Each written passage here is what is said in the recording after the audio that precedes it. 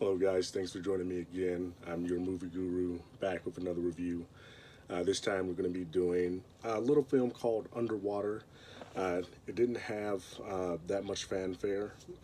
It's got a 51% score on Rotten Tomatoes by the critics and then a 60% score by the audience.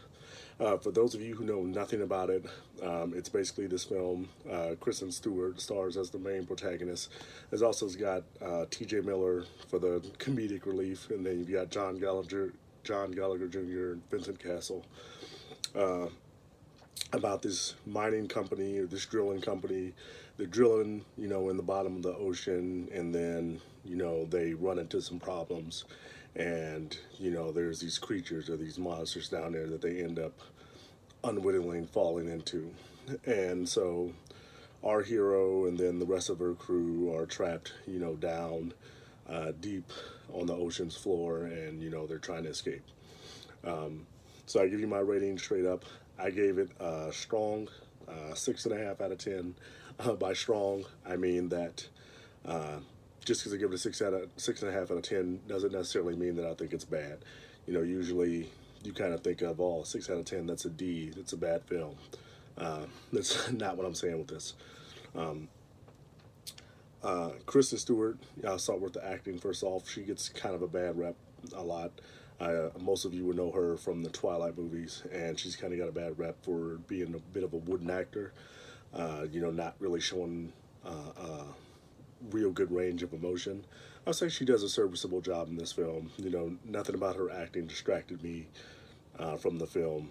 Not to say that, at any point that I think it was outstanding or any of that, but it's serviceable. And I think the reason why the film got a 50% score on Rotten Tomatoes from the critics is that it is something that you've seen before. If you've seen films like Aliens or Pandorum, Pitch Black, those are the three films that, immediately came to mind while I was watching this film. You will kind of get a sense of deja vu, sense of familiarity, like, I've seen this type of thing before. There's parts of the film that kind of get lost in the pacing, where there's action and then it slows down just a little bit too much and then it speeds up again. And then there's also parts where, you wish that you would have seen the monsters more throughout the movie. You kind of get glimpses and sequences of them. But, for as long as the movie is, and it's not a long movie, I believe it's only 89 minutes, but you just don't see them enough, I think, that, as you would like to during the course of the film. But that said, so just want to get the bad things out of the way. I will say that I really enjoyed the movie. Once you can get past the slow parts, and you can kind of look past that, the parts where things ramp up, they are very entertaining. You'll definitely be invested during those parts, and 100% say that the last 20 or so minutes of the film are worth the price of admission alone, and are absolutely why you should see it in theaters.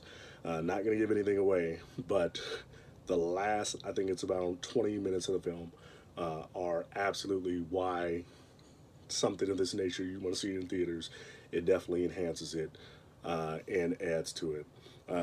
So the reason I gave it a 6.5 out of 10 is because this film is definitely derivative of other things that you've seen in the genre, but it's still a great, I think, piece of this genre.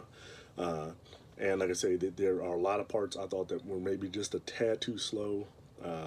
I think T.J. Miller does a great job at providing comedic relief. If not for his role in this movie, I think I would give it a much lower grade. But he comes in with a lot of the comedy, and for, I'd say, the first part or so of the film, he really carries it. He's very charismatic in the film, and he really helps it out.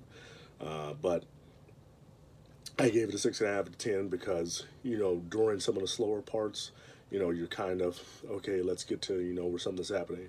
But when something is happening, you know, it's kind of like I give the slower parts probably like a 5 out of 10, and then the good parts I'd give it like a 7.5 or an 8 out of 10. So that's where you're getting a 6.5. So you definitely will enjoy this movie. I can 100% see this movie becoming a cult classic, you know, for people that like kind of sci-fi, you know, not really sci-fi because it's in present day, but the technology is definitely something that we don't have right now. So, and especially consider it's kind of reminds me a lot of films like Pandorum and Pitch Black and Aliens and all that. Definitely, that's why I give it that sci-fi kind of vibe.